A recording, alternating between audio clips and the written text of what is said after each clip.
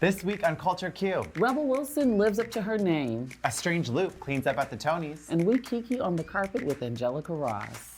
I'm James Wallington. And I'm Sharjah Sell. This is Culture Q. And here are some highlights from this week in queer culture.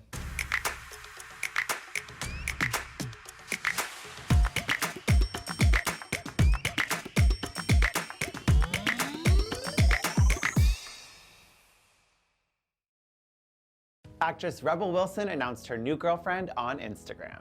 The 42-year-old, who also starred in Isn't It Romantic?, a film about fairy tale romance, posted on Instagram saying, "I thought I was searching for a Disney prince, but maybe what I really needed all this time was a Disney princess. Hashtag love is love."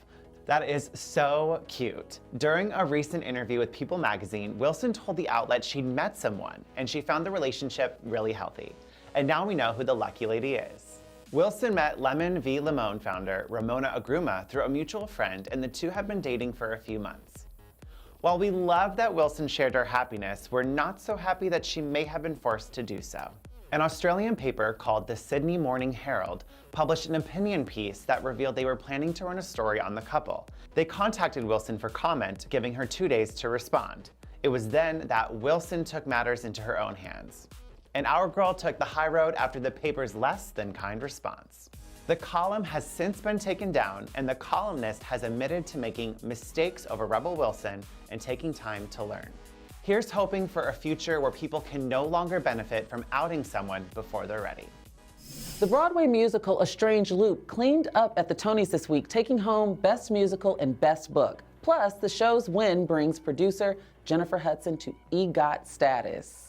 An EGOT is when an artist wins an Emmy, Grammy, Oscar, and Tony. Hudson is the first woman to do so since Whoopi Goldberg, who got hers in 2002. It was well-deserved for a show that represents Black queer excellence at its finest. The show is about Usher, a Black queer writer who is writing a musical about a Black queer writer.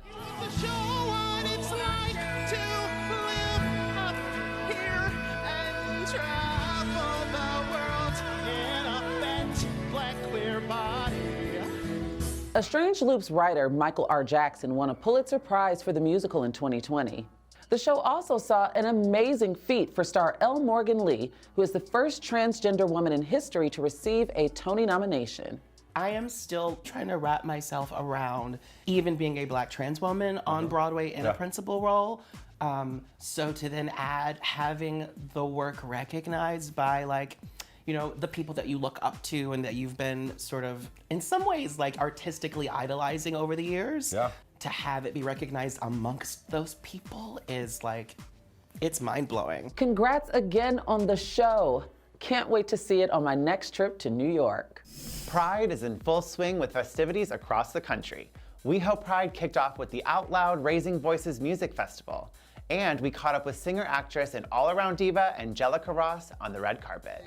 We are back again with the fabulous, the fierce, I have another F word, but Angelica Ross, who just came off stage here at West Hollywood Pride. Thank you so much. I got no F word, fine. Fine! Oh!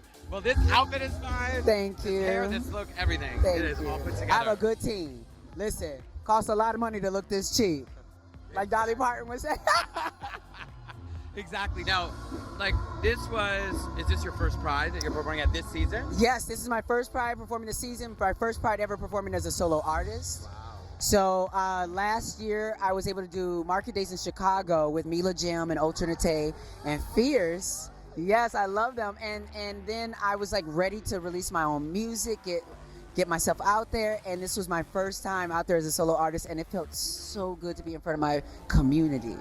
Well, I mean, you were giving it with the dancers, the music, the numbers. I mean, there's a lot of new music that you had in that showcase that we just saw. Can you talk about any of it? Yes, so Only You is my first single. It's out on all platforms right now. Go download it, put it on your playlist, make a remix, dance to it in the shower, do all the things. But it's honestly, I wanted to have these visuals. Yeah. The music video is very visually intense because I'm walking through the desert looking for love. And I wanted to kind of put a little egg in there to understand that you have to find love with yourself first. Yes, before you fall in love with that other person. So you can kind of see in the video where I'm meeting myself in the desert for a moment before things kick off with the love interest.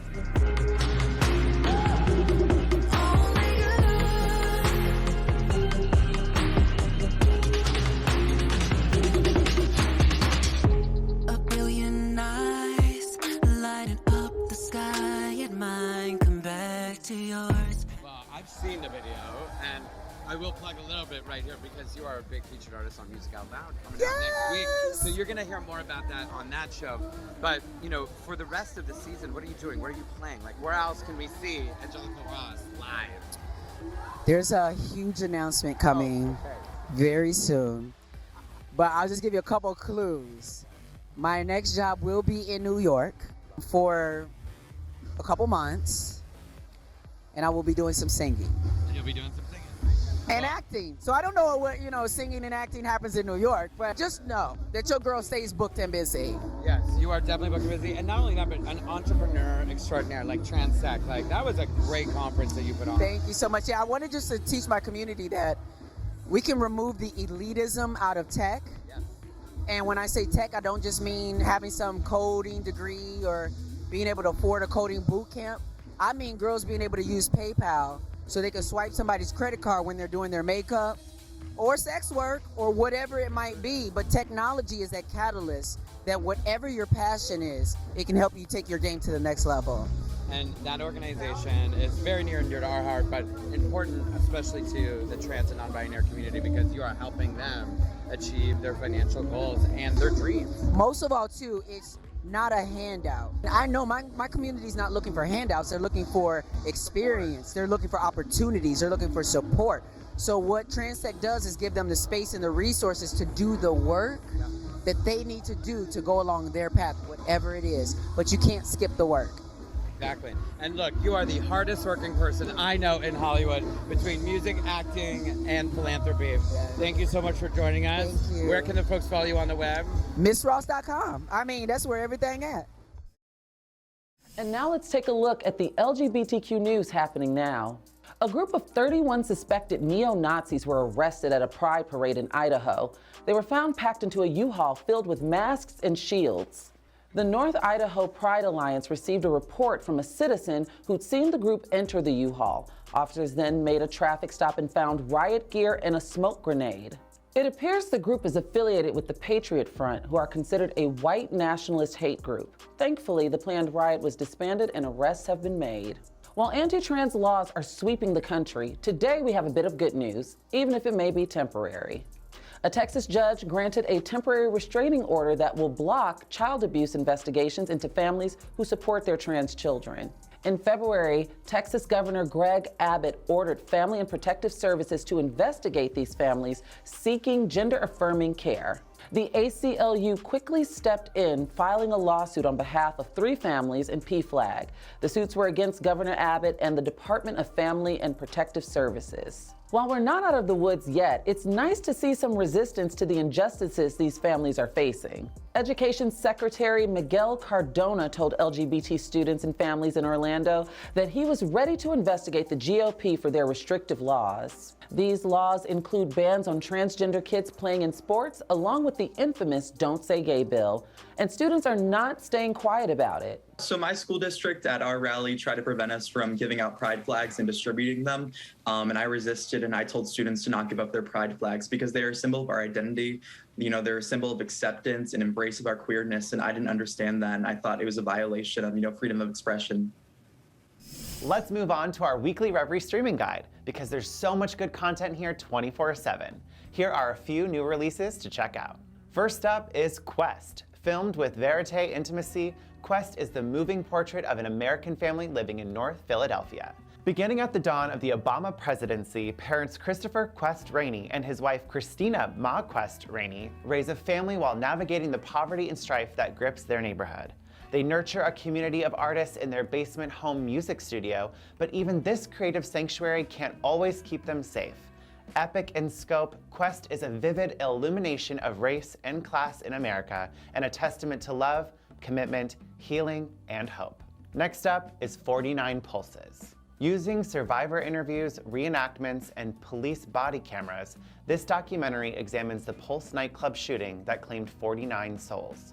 June 12th was the official day of remembrance for the Orlando shooting, which remains as one of the worst mass shootings in U.S. history. It's been 6 years since that terrible night, and this documentary is a moving tribute to those we lost. The Carolina Panthers just added a new top cat to their roster, and she's ready to show off. Justine Lindsay recently became the NFL's first openly trans cheerleader. The 29-year-old North Carolinian called it a dream come true in a post on her personal Instagram. Under a photo of Lindsay on the Panthers field was the caption, "Cats out of the bag." You are looking at the newest member of the Carolina Panthers Top Cats cheerleaders as the first transgender female. Lindsay thanked her cheer coach, Chandelier Lanouette, for taking a leap of faith when recruiting her to the squad. Lanouette reports that she gave Lindsay the spot because of her incredible talent. Lindsay ended the post saying, "I will continue to be that pioneer. I will continue to inspire and help my African-American beautiful trans sisters until my last breath." Way to go, Justine. And on that good note, I'm James Wallington. And I'm Shar Jossell. Thanks for tuning in to This Week on Culture Q. Be sure to join us every Thursday at 8 p.m. Eastern and on demand anytime, only on Revry.